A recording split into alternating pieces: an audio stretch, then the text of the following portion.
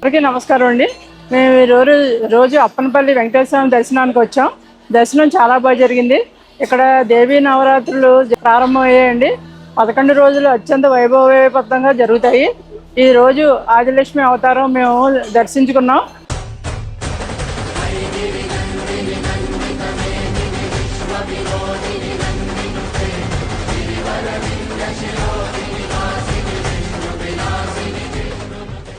ఇక్కడ 11 రోజులు చాలా పూజలు అవి చాలా బాగా నిర్వహిస్తారు.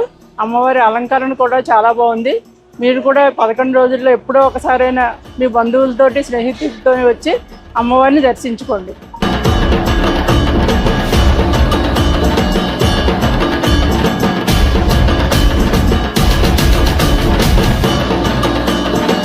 ప్రవర్తాక్షి